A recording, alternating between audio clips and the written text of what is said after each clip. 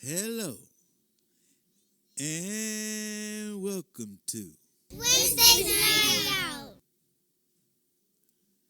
with your host Joseph, Turnpike Plaza 365 Rec Squad, developing the leader within you 2.0. All new for today's generation of leaders.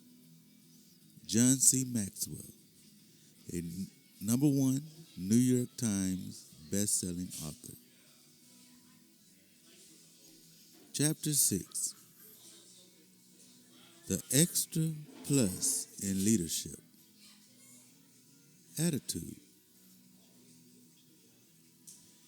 Think of a friend, colleague, family member, or mentor whom you greatly admire. Stop. Don't keep reading. Really, think of a name and write it down. Now, write 5 things you admire most about this person. I think you'll gain an interesting and important insight by doing it. So please stop and write down what you admire.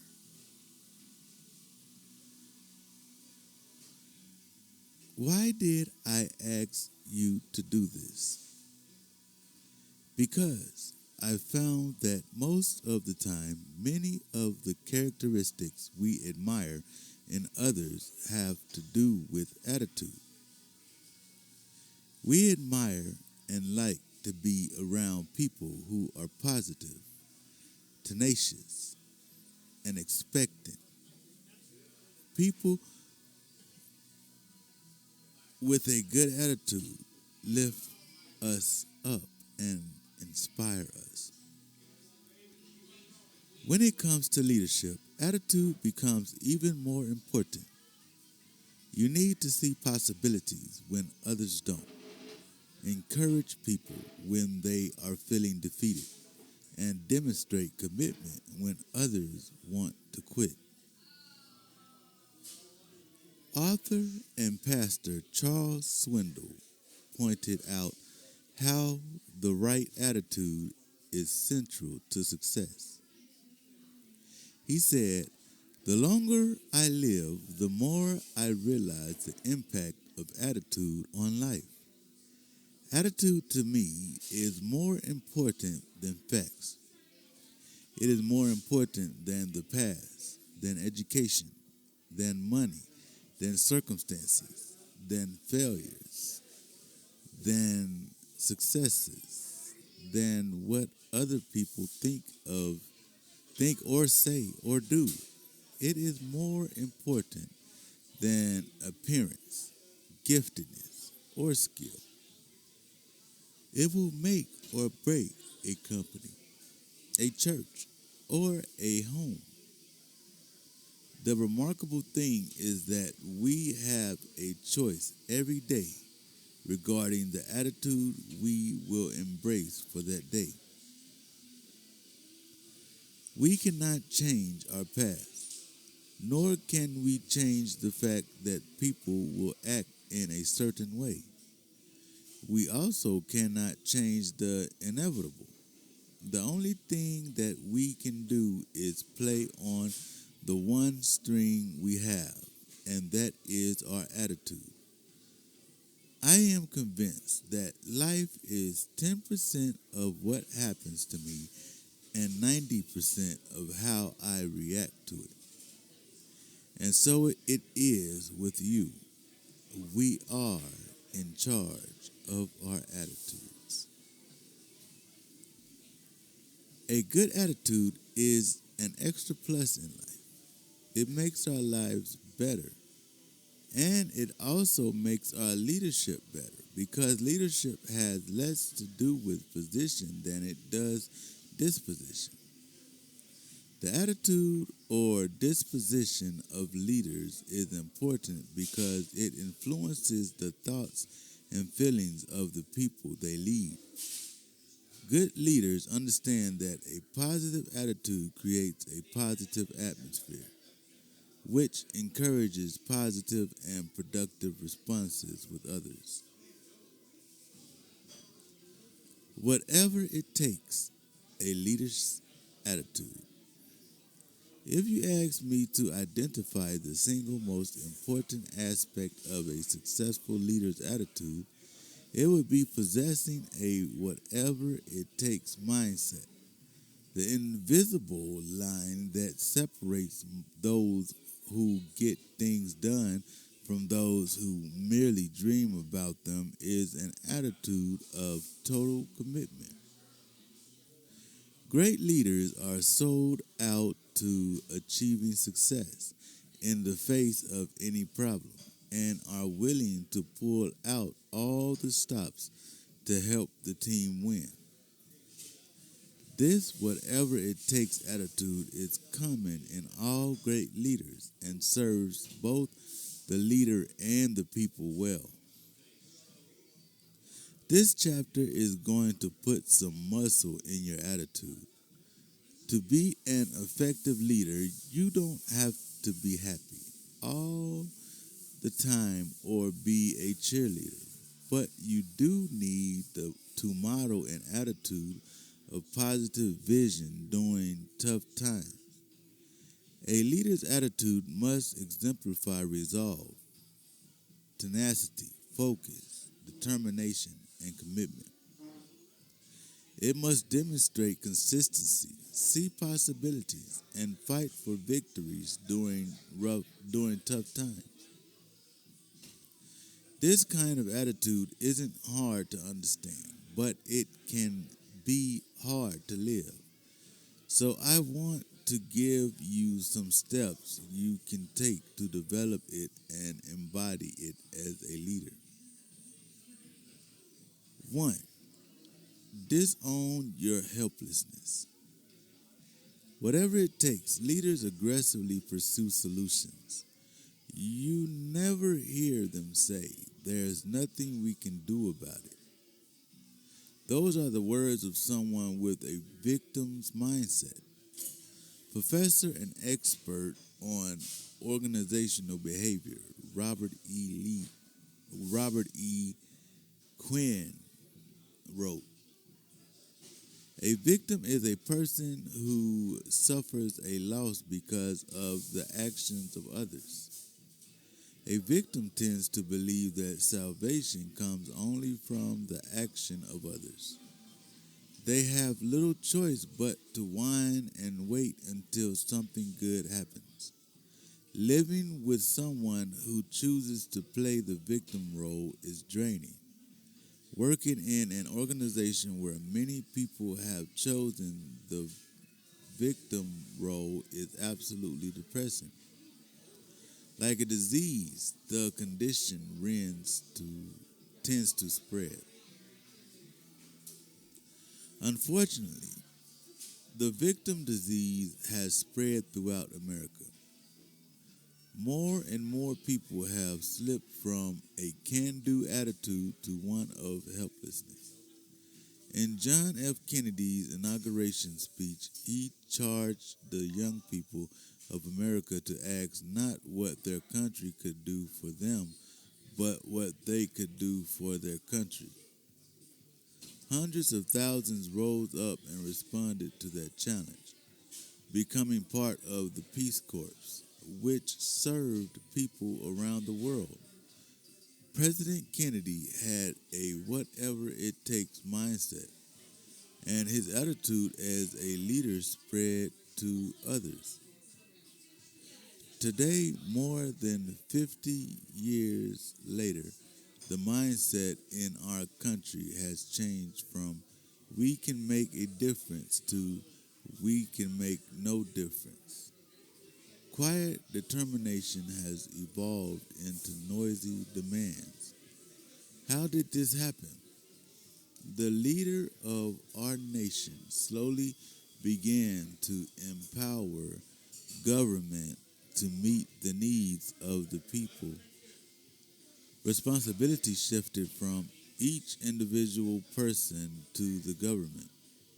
Leaders stop challenging the people to be the answer to their problems and began positioning themselves as the answer.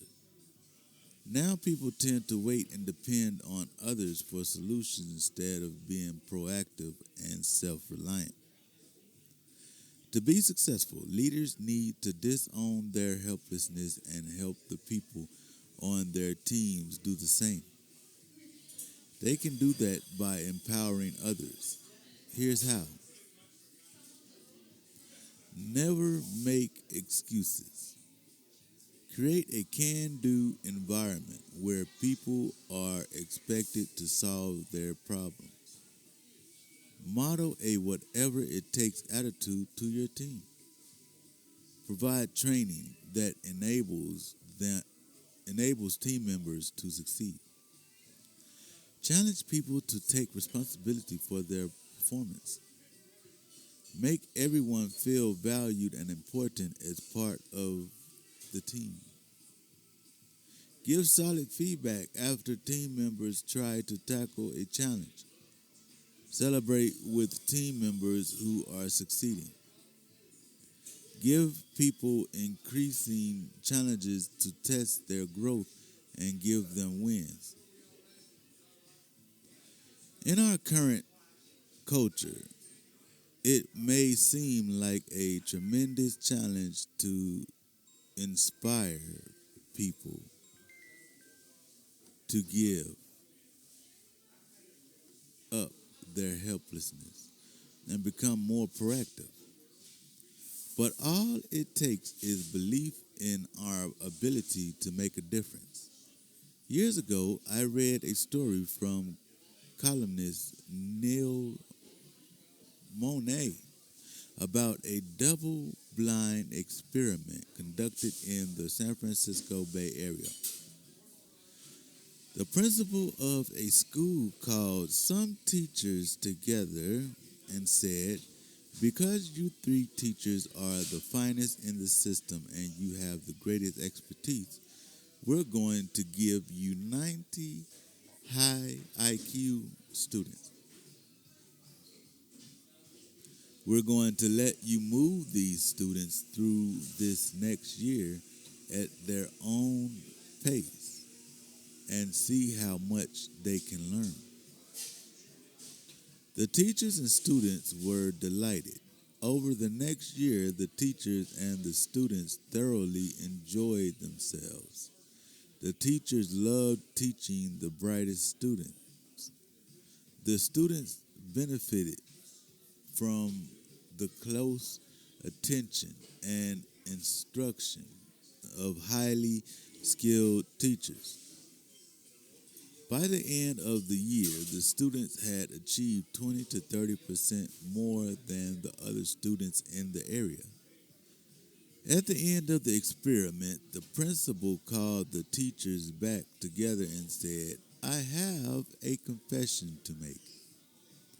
You did not have 90 of the most intelligently prominent students. They were run-of-the-mill students. We took 90 students at random from the system and gave them to you." The teachers said, "This means that we are exceptional teachers." "I have another confession," the principal admitted. "You're not the brightest of the teachers. Your names were the first three drawn out of a hat. How could three average teachers accomplish so much with 90 average students?" The teachers and students possessed an exceptionally positive and proactive attitude. They didn't feel helpless. They didn't think of themselves as victims. They believed they could succeed, and they did. Second, take the bull by the horns. President Theodore Roosevelt said, "There is nothing brilliant nor outstanding about my record, except perhaps one thing. I do the things that I believe ought to be done, and when I make up my mind to do a thing, I act." That's great description of whatever it takes leaders. They are fearless and don't hesitate to take a bull by the horns and wrestle it to the ground. They take action. Effective leaders who want milk don't sit on a stool in the middle of a field and hope that a cow will come find them. Author Danny Cox said he interviewed a reform school graduate who had become a successful entrepreneur not once but twice. When he asked the man the key to his success, he said that he asked himself the following questions and really listened to his own answers. What do I really want? What will it cost?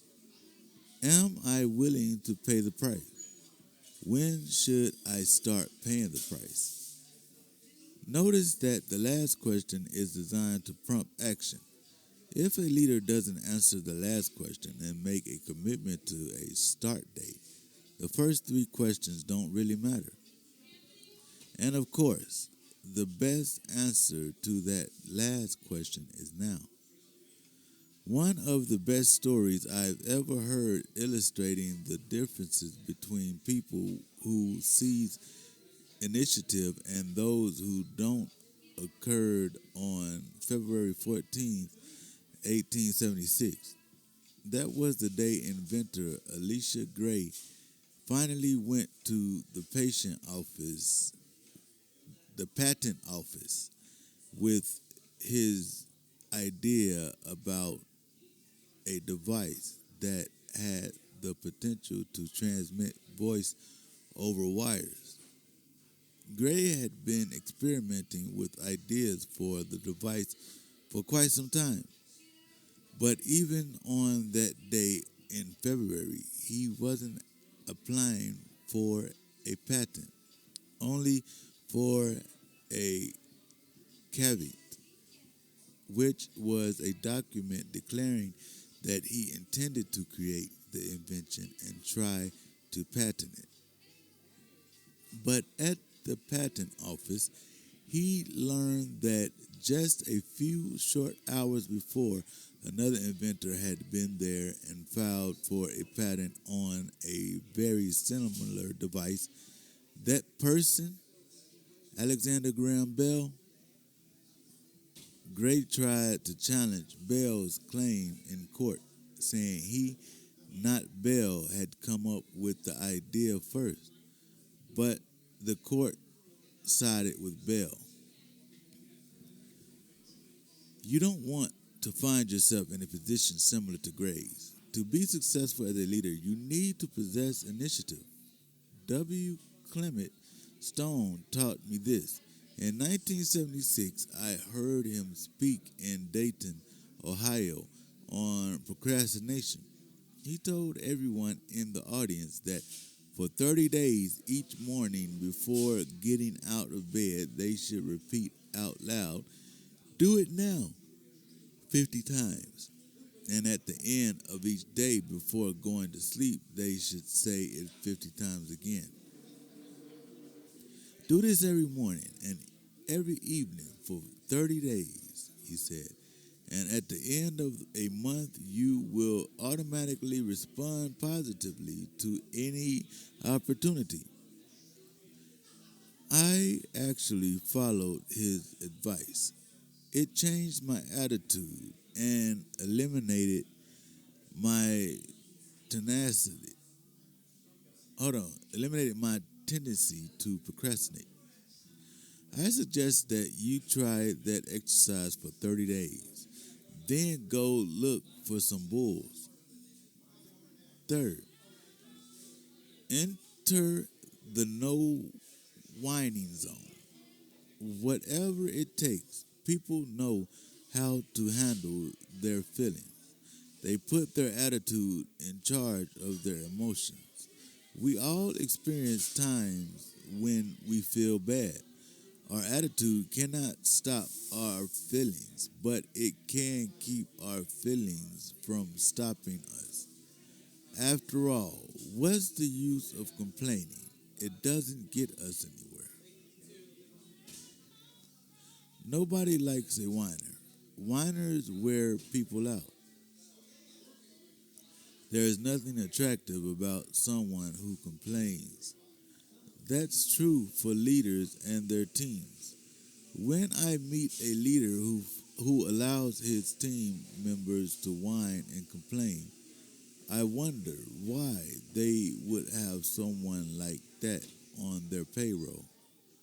They can get people to do that for free. That's the best solution to guard against becoming a complainer. Cultivate attitude. It is by far the most effective antidote to a negative attitude and a complaining spirit. Here are 3 suggestions for how to do that. Express gratitude independent of your feelings. Sometimes my heart is so heavy it weighs me down and inhabits my desire to express gratitude verbally. But unexpressed gratitude is like no gratitude at all. So in such times, I force my tongue to guide my heart and express gratitude anyway. Anyway, not because I feel like it, but because it's right. Often my words begin to lift my heart, and I feel gratitude that matches what I say. Express gratitude for the small and ordinary things. There's a story about the immigrant shopkeeper whose son came to see him one day and complained, "Dad, I don't understand how you run this store. You keep your accounts payable in a cigar box. Your accounts receivable are on a spindle. All your cash is in the register. You never know what your profits are." "Son," responded his father, "let me tell you something. When I arrived in this country, all I owned were the pants I was wearing. Now your sister is an art teacher. Your brother is a doctor. You're a CPA. Your mother and I own a house and a car and this little store. Add that all up and subtract the pants, and there's your profit. The more we complain, the less we'll obtain." Or as Michael Angier, founder and chief inspirational officer of SuccessNet, said, "If we learn to appreciate more of what we already have, we'll find ourselves having even more to appreciate. And if you can appreciate the small things, the big things will mean that much more." Express gratitude, especially in the midst of adversity. Few things test our attitude the way adversity does. I greatly admire people who are able to keep their spirits up when they face difficulties, and I try to emulate them. I read that in 2002, immediately after Charlton Heston revealed that he had Alzheimer's disease, he was in high spirits, flying from Los Angeles to Utah with his close friend Tony Macris, the political consultant. Macris described their conversation. "He looked at me and said, 'Why so glum, pal? You feel bad for me?' Question mark. I said, 'Yes.' 'Don't,' replied his friend. 'I got to be Charlton Heston for almost 80 years. That's more than fair.' When we are grateful, fear disappears and faith appears, and that gives us strength and motivation to act. Good leaders are never complainers, they're doers. When things go wrong, they start working and relying and rallying people to help them. Fourth, put on a new pair of shoes. The art of leadership is getting things done with and through other people. As a person develops the leader within, he spends less time on personally producing and more on working with others to help him produce. To be successful at that, you need to be able to see things from their point of view. Or, as the old saying goes, spend a day in their shoes. I think President Harry Truman was wise when he said, when we understand the other fellow's viewpoint, understand what he is trying to do, 9 out of 10 times he is trying to do right. As a leader, I always try to see things from two perspectives, that of the person I'm working with and my own. I use the other person's perspective to make a connection. Then I use mine to give direction. But I am able to see things from another person's point of view only if I am willing to be open to that person. Tim Hansel, teacher and founder of Summit Expedition, described the importance of this in his book, Through the Wilderness of Loneliness. He wrote, "It is difficult to receive when your fists are clenched. It is impossible to embrace when your arms are crossed. It is difficult to see when your eyes are closed.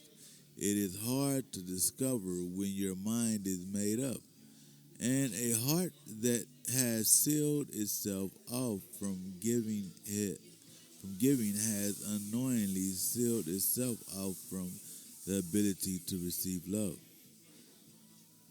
I love people, but I still have to make an intentional effort to connect with people. I've always made it a practice to meet and greet people before a speaking engagement, moving from table to table to say hello or simply being on the floor in front of the stage so I can chat with people. I call this walking slowly through the crowd. Leaders need to connect with people, not just for the sake of building relationships, which is important, but also for the sake of building their organizations. When I meet new people, I try to see their potential for a role in one of my organizations. I'm not only assessing their talent by asking myself, can they?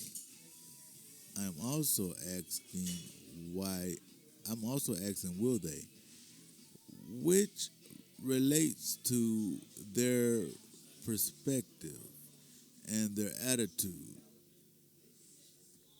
That's why I need to try to see things from their point of view.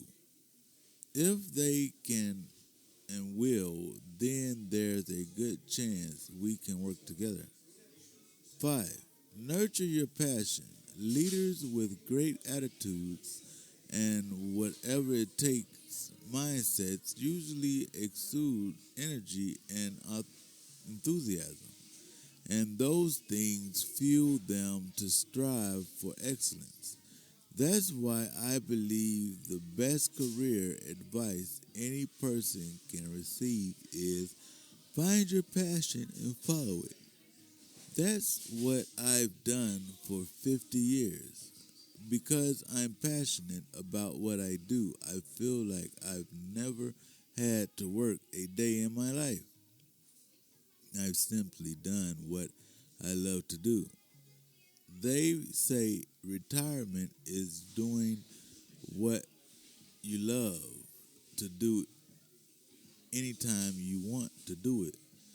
If that's true, then I'm retired. Adding value to people through writing, speaking, and investing time in my companies is exactly what I want to do. And since I get to do those things every day, I'm getting to do it when I want to. Author and pastor Ken Hemphill says, vision does not ignite growth, passion does. Passion fuels vision, and vision is the focus of passion. Leaders who are passionate about their call create vision. I couldn't agree more. 6. Exceed expectations. One of my companies, the John Maxwell team, trains and develops people to become coaches and speakers. So far, we've trained 16,000 coaches in well over 100 countries. Twice a year, the company hosts what we call the International Maxwell Certification event in Orlando for intense days of training. One of the things I emphasize to the new coaches each time I speak to them is that I want them to exceed their clients' expectations, to always under promise and over deliver. I believe that 75% of people fall short when it comes to delivering on expectations, and only 5% of all people exceed them in the service they provide. But the people who compromise that 5% makes the world go round. They also receive the benefits that come from possessing that attitude and delivering on their promises. Few things will develop you more as a leader than choosing to exceed expectations. This was a key step in my personal development. I was only 22 when I accepted the responsibility of leading my first church. The people were delightful, and as long as I visited the sick, preached on Sundays, and counseled those who asked for it, I was meeting their expectations. But after a few months of doing these things, I began to feel restless. I wanted to do more. My vision for making a difference was larger than their expectations of me. I possessed a great passion to reach new people. I had big ideas. What was I going to do? After a couple of weeks of wrestling with the issue, I came to this decision. Wherever I am, whoever I am with, whatever I am doing, and whenever I have an opportunity, I will set the bar of expectations for myself higher than others do for me. That commitment has shaped my development as a leader for 50 years. It made me responsible for my own leadership growth. By setting my own bar high, I had to grow to reach it. If you're wondering how to do that, consider these things. Giftedness. I set the bar for myself the highest in my areas of strength because that is where I have the greatest potential to grow and become excellent. In areas of weakness, I ask for help from others. Growth. As I grow in the areas of my strength and achieve some level of success, I don't rest on that achievement. I try to build upon it. That means raising the bar for myself again. If I don't do that, I will plateau. Opportunities. I see any opportunity that uses my strengths as an opportunity to improve by practicing and applying what I've learned. That attitude helps me continue growing and improving. Others' expectations. I always ask to find out the expectations of people who desire my services. I can't meet or exceed an expectation I am unaware of. I have built my career by making the commitment of their expectations my minimum. My own expectations. Since I use the expectations of others as the ground floor for my own expectations, I am able to build upon them. I put effort into discerning what more I can give that will please them and add the most value.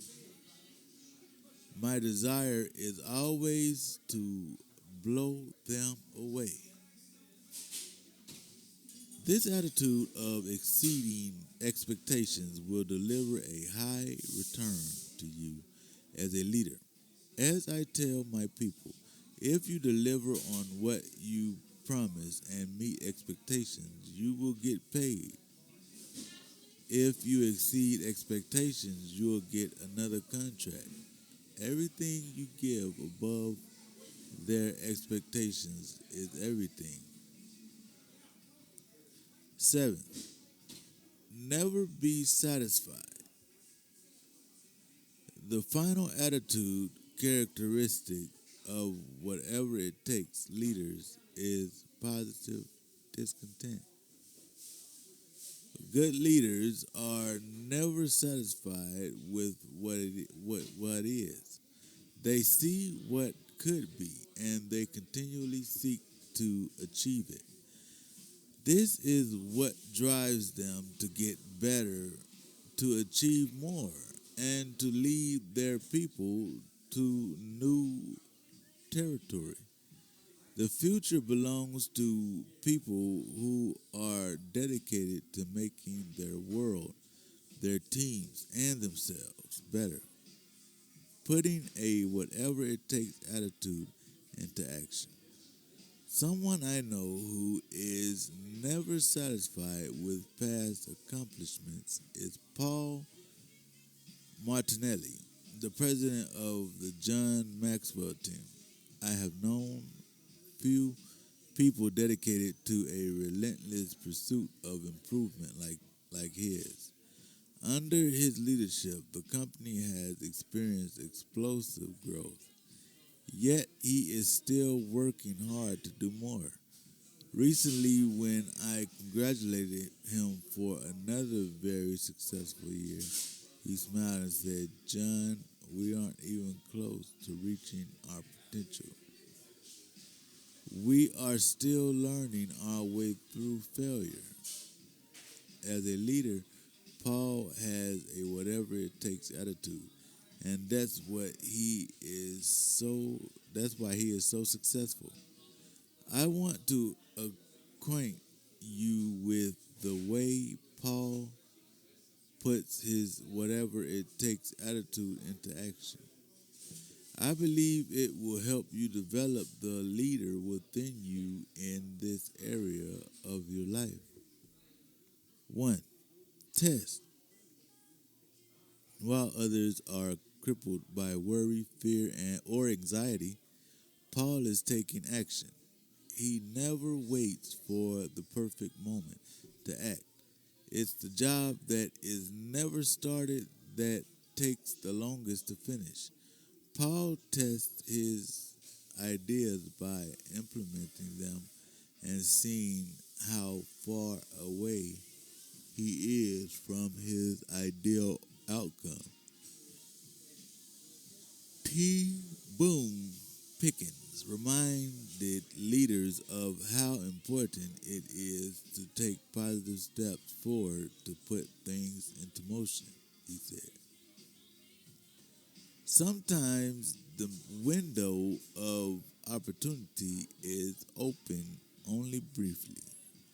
Waiting is not a decision, although many people think it is. Be willing to make decisions. That's the most important quality of a good leader. Don't fall victim to what I call the ready, aim syndrome. You must be willing to fire. To help you be willing to test your ideas with action, I have 3 suggestions I encourage you to take to heart and put into practice. Challenge every assumption. Good leaders always challenge assumptions. They don't take assumptions for granted because they understand that their first responsibility as a leader is to define reality. They need to be able to see below the surface, know what's really going on, and be able to communicate that reality to their people. The most important time to challenge assumptions is when you're successful. If your organization's growth rate is high, you may assume that your systems and processes are good. Maybe you're not. Maybe you're leaving a lot of money or opportunity on the table by doing things the way you have been. The only good assumption in your business is that there is a better way to do your business. Always ask questions. How will you know whether your test is successful? How will you go about finding better ways of doing things? The answer is to ask hard questions.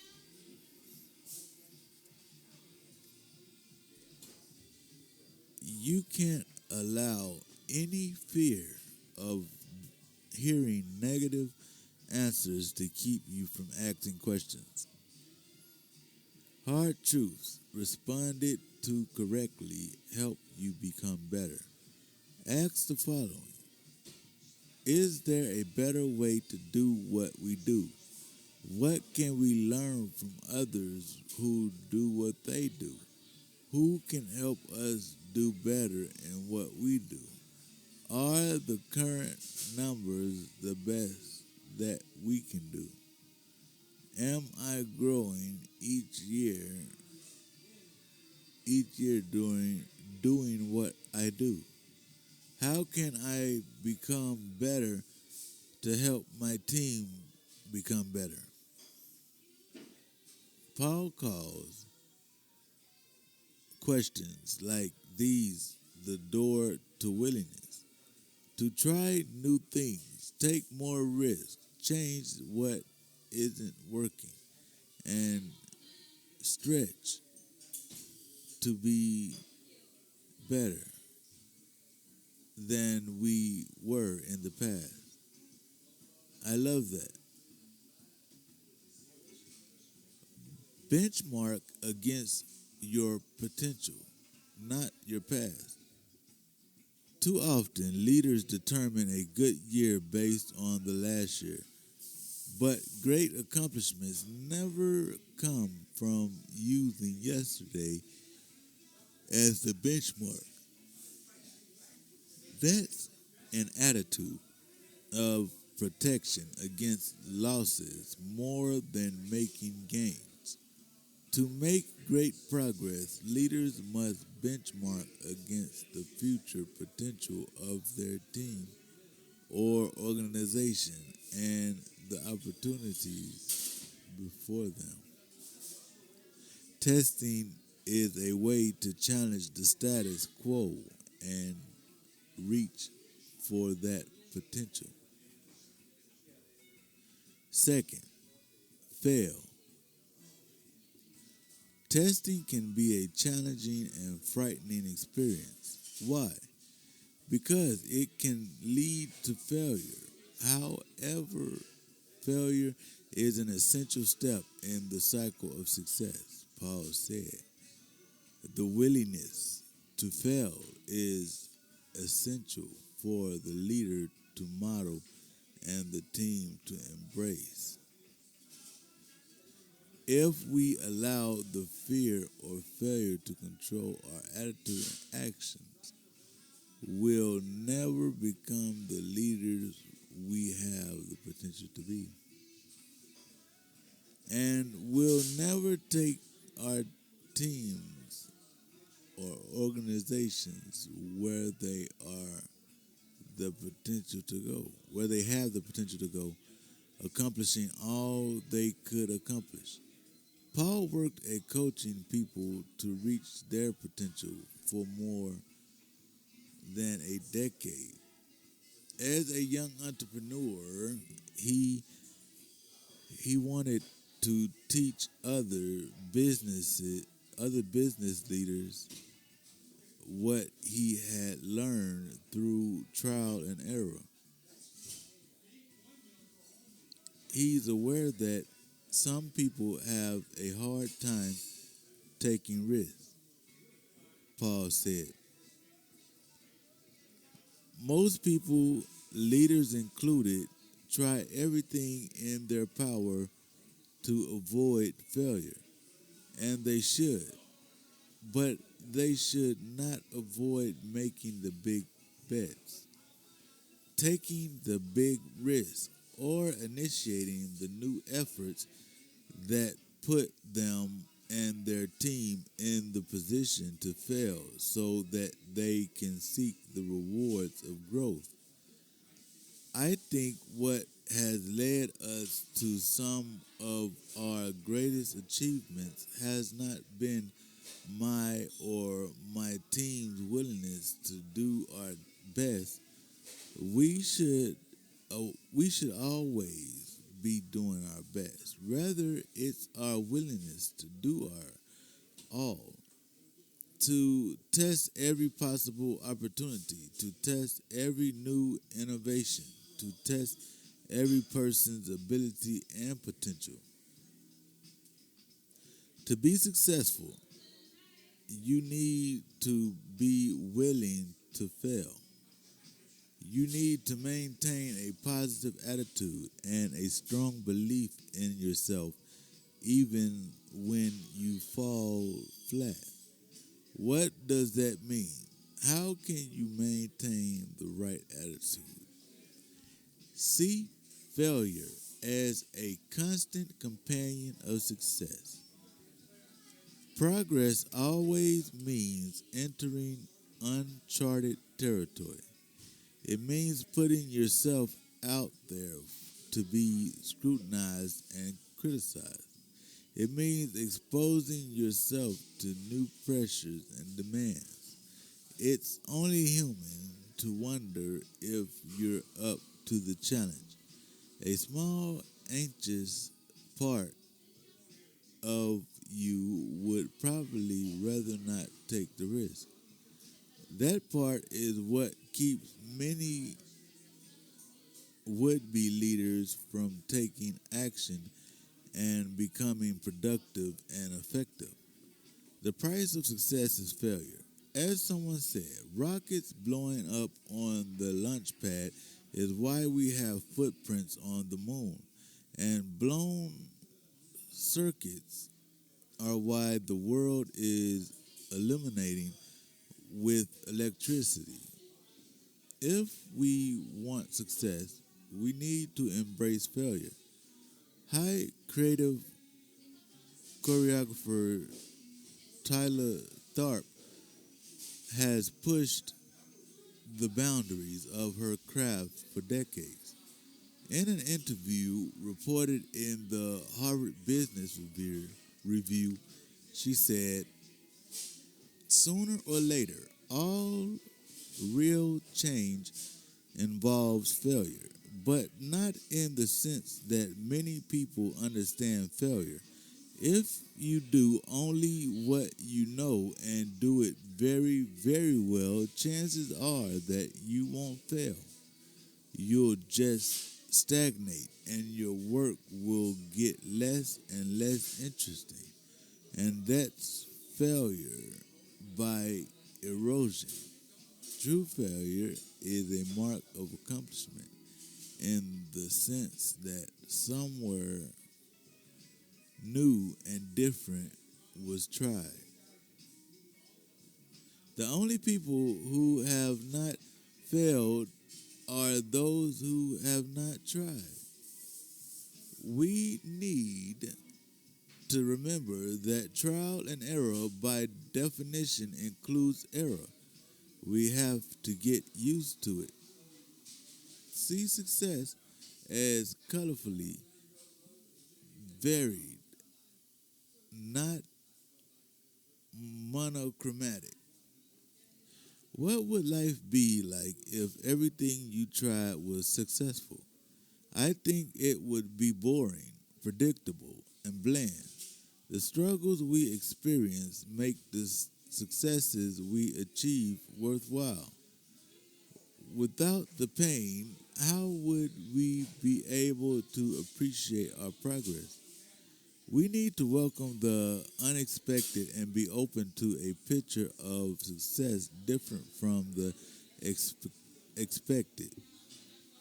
Recently, I was reading an article about music written by Alison Eck, who works for the PBS documentary series Nova. In it, she wrote about some differences between classical and jazz musicians and how they approach music. I found it especially interesting as she discussed musical notes called accidentals. Eck wrote, "In music, accidentals are musical pitches, rather musical glitches that don't belong to the scale or mode currently in use. A more sensible name for these rogue notes would be purposeful, since they're always written into a piece for a precise reason. In classical jazz and any other genre, accidentals subvert the listener's expectations on purpose. The coolest thing about accidentals is that they bust out of musical boundaries in the most unapologetic way. Musicians emphasize these notes. They dramatize their presence as if to say, yes, you heard me correctly. Accidentals show us just how trite it is to bicker over categories or labels, no matter what kind of working you're doing. The accident on purpose is a near universal phenomenon. A productive life is colorful, not monochromatic, gray, and a person's progress can take on many different forms. Failure to achieve what you intended can often lead to an entirely different kind of success. maybe even to a better person of success of success than you ever imagined. Failure is fun when it's overcome. Failure adds color when it gives you notes you would not necessarily hear. Success is a story filled with good things, accidental things, hard things, new things, and learned things. So take X advice. Be an accidental. Deviate from what's expected, but understand the context in which you're doing so. What's the reason for your accident? How does it relate to everything else in your story, art, or design? Make your mistakes out loud and on purpose. In other words, be willing to fail. Have a game plan to get over failure. Why do so many people get bogged down by failure? Sarah Rapp, a social impact startup consultant, said, when it comes to failing, our egos are our own worst enemies. As soon as things start going wrong, our defense mechanisms kick in, tempting us to do what we can to save face. In an article Rapp wrote after interviewing economist Tim Harford, author of Adapt, Why Success Always Starts with Failure, she said that failure causes a variety of reactions. The first is denial. It seems to be the hardest thing in the world to admit we've made a mistake and tried to put it right. It requires you to challenge a status quo of your own making, she said. Another is chasing our losses. We're so anxious not to draw a line under a decision we regret that we end up causing still more damage while trying to erase it. For example, poker players who just lost some money are primed to make riskier bets than they normally take in a hasty attempt to win the lost money back and erase the mistake. Rap suggests trying to become dispassionate about our failures and working not to get too attached to our plans. The danger is a plan that seduces us into thinking failure is impossible and adaptation is unnecessary. Rap wrote, a kind of Titanic plan unsinkable until it hits the iceberg. I have my own game plan for dealing with failure. It's not the same as the one I have for success, the 24-hour rule. I give myself just 24 hours to celebrate a success or cry over a failure. After that, I move on. As a leader, I can't let yesterday control today. Yesterday ended last night. I need to look forward and prepare for today. Third, learn. A friend once gave me the formula for becoming an overnight success. He said, you show up every day. You work hard. You try new things. You fail. You improve. You grow. You face countless challenges and rejections. You doubt yourself. You want to quit, but you don't. And you do it all over again and again. Do this for months, years, or even decades, and you can become an overnight success. One of the most important benefits of having the right attitude as a leader comes after testing and failing. That's when we have the greatest opportunity to learn. As leadership trainer Roland Nightingale commented, a mistake is only a failure if you don't learn from it. Not all leaders embrace this truth. In my experience, people do one of three things when they fail. They resolve not to make a mistake again. That's foolish. They allow their mistakes to win cowards. They allow their mistakes to make cowards of them. That's fatal. They develop the security to learn from their mistakes. That's fruitful.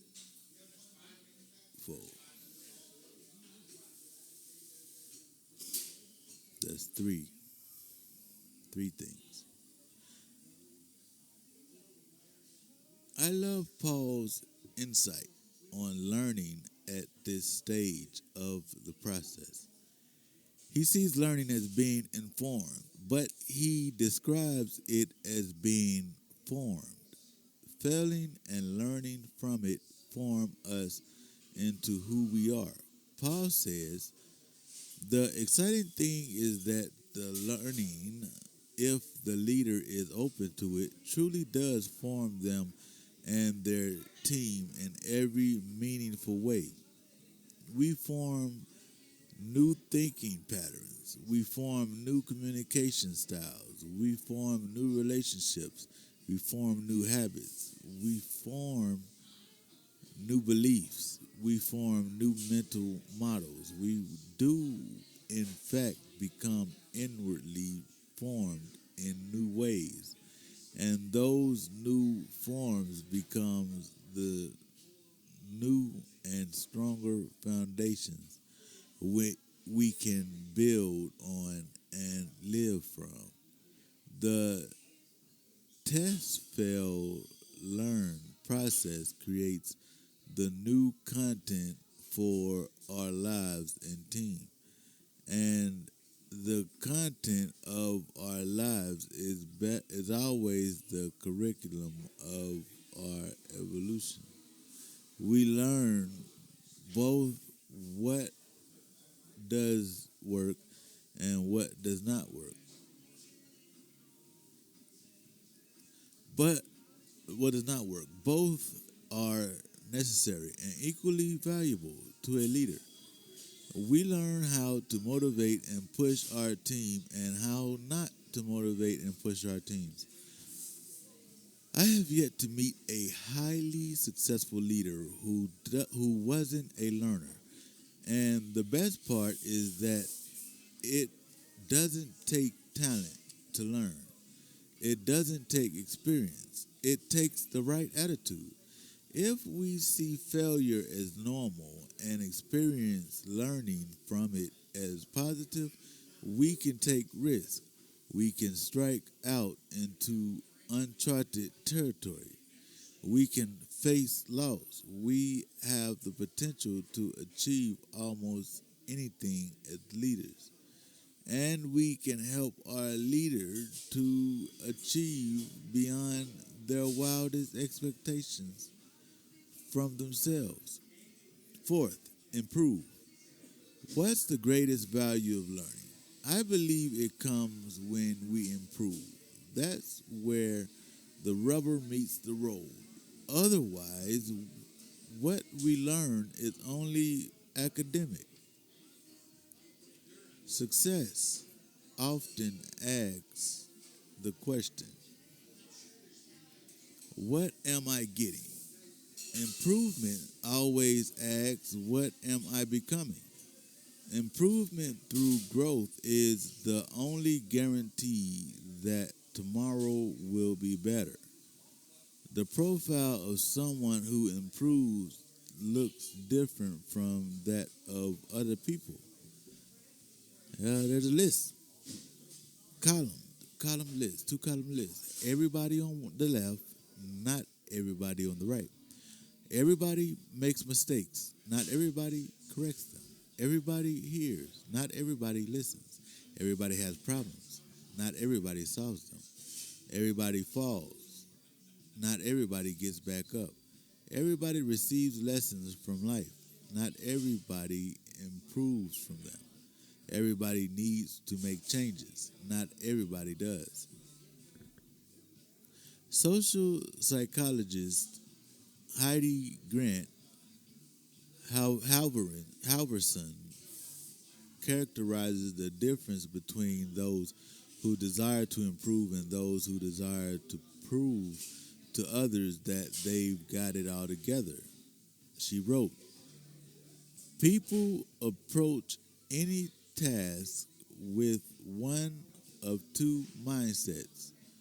What I call the be good mindset, where you're focused on proving that you have a lot of ability and already know what you're doing, and the get better mindset, where your focus is on developing ability. You can think of it as the difference between wanting to prove that you are smart and wanting to get smarter. The problem with the be good mindset is that it tends to cause problems when we are faced with something unfamiliar or difficult. We start worrying about making mistakes because mistakes mean that we lack ability. And this creates a lot of anxiety and frustration. The get better mindset, on the other hand, is practically bulletproof. When we think about what we are doing in terms of learning and mastering, accepting that we may make some mistakes along the way, we stay motivated despite the setbacks that might occur. Cause and Posner in the Leadership Challenge wrote, leaders must challenge the process precisely because any system will unconsciously conspire to maintain the status quo and prevent change. If you're leading a group of people, then it's your responsibility to bring an attitude of improvement to the team and to help others embrace it. When individuals experience improvement and it adds value to them in ways they value most, it changes their perspective on what's possible and expands their potential. I want to say one more thing about improvement here. I believe achieving any measure of success can impair our ability to imagine achieving something better. I used to get so excited after being part of any successful event that I would say, it doesn't get any better than this. But the truth is that even when we're highly successful, we need to keep looking for ways to improve. I think of this as the horizon of success effect. Here's what I mean by that. When we succeed, it becomes hard to see the potential that lies beyond that horizon of success. But we can't let that stop us from continuing to strive forward to improve. We need to keep ourselves from becoming satisfied. The old adage, if it ain't broke, don't fix it can cripple us when it comes to improving ourselves and those around us. An example of the need to overcome the horizon of success can be seen in my work on revising this book. Why would I revise a book that has sold more than 2 million copies? In the nonfiction publishing world, that's grand slam because I knew I could make it better. That attitude of striving to get to the next level is invaluable for a leader. Fifth, renter. Once you've tested a new way of doing something, failed, learned, and applied what you've learned, you're ready to re-enter the race with your whatever it takes attitude, strengthened and with new ways to approach challenges and lead others. I've found that when I've gone through this process, my commitment has increased, and that has made me a better leader. In the mid 1970s, while I was leading my second congregation in Lancaster, Ohio, I faced some challenges that tempted me to quit. But I knew that wasn't the right thing for me to do. I wanted to persevere. So every time I tried something new and failed, I tried to learn from it and apply it to my life so I could improve. But that didn't keep me from becoming discouraged. To fight that, I wrote something to keep myself going. It was inspired by Scottish mountaineer W.H. Murray. I kept those words with me on a laminated card. Here's what the card said: commitment is the key. Until I am committed, there is a hesitancy, the chance to draw back.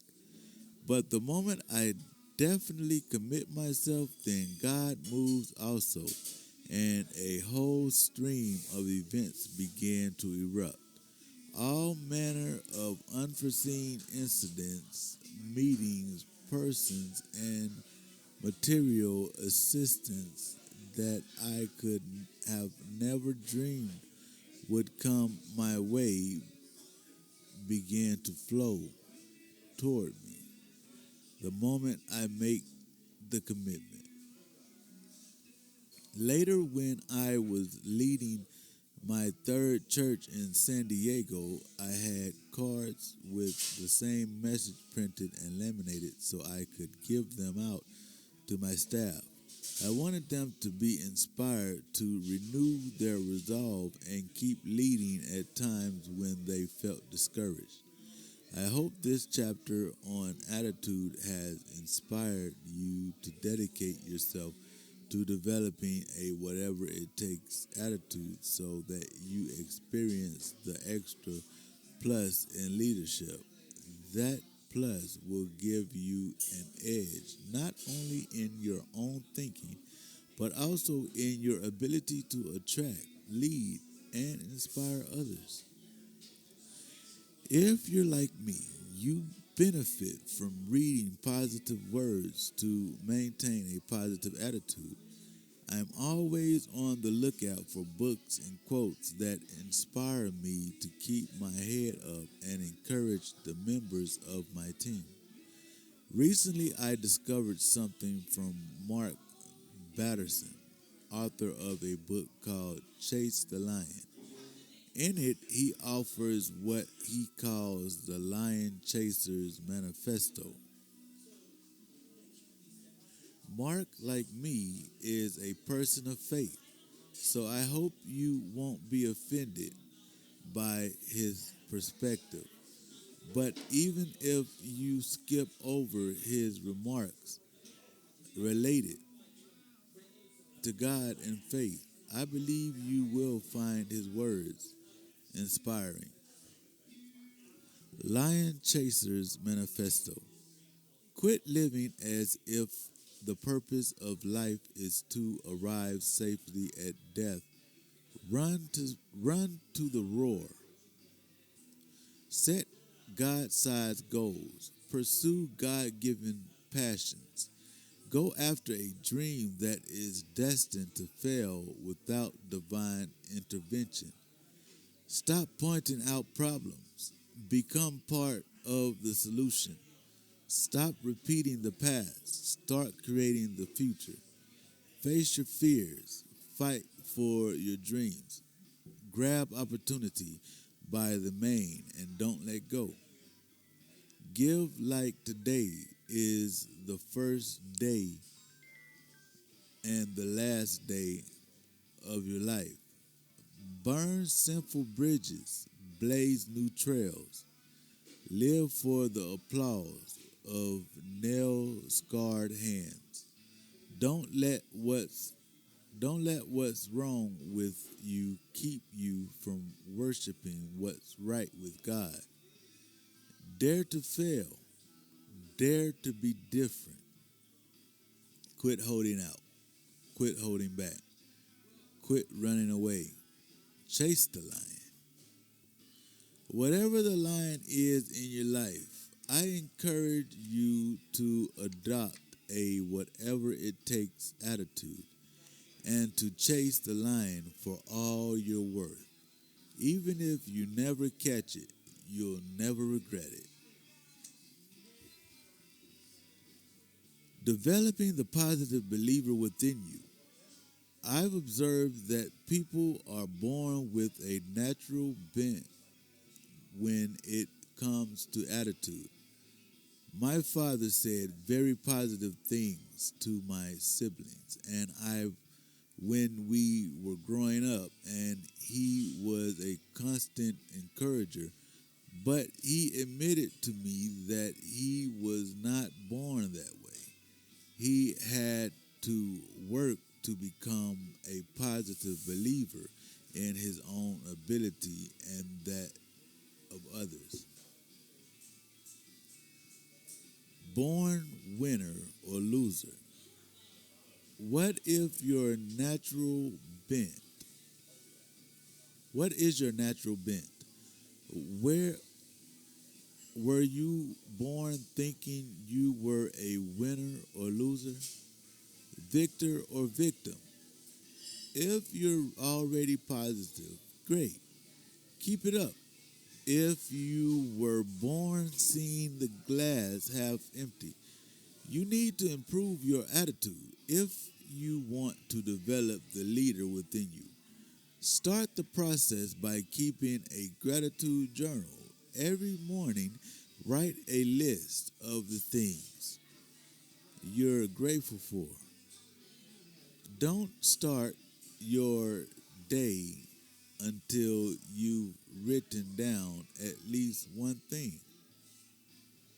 And before you go to sleep at night, add to the morning list all of the things you're grateful for from the day you've just spent. Day after day, keep adding to your gratitude list. After you've done this every day for a solid month, ask someone who knows you well whether they've seen any change in your attitude. Fail on purpose. Take a professional risk this month that you think is likely to fail so that you can use the process outlined in the chapter to improve your attitude. Start by deciding what the test will be. Write out that first step here. Number 1, test. Number 2, fail. Number 3, learn. Number 4, improve. Number 5, re-enter. Once you've written what the test will be, go do it. If you fail, then write about it under number 2, and then move on to what you learned, how you can improve, and what you must do to re-engage as a leader. If you don't fail, then still complete steps 3 through 5, but then try another test. You won't really benefit from this process until you failed and had to work through it. Developing the Leader Within You 2.0. All new for today's generation of leaders. John C. Maxwell, number one times best-selling author. Turnpike Plaza, 365, Rec Squad.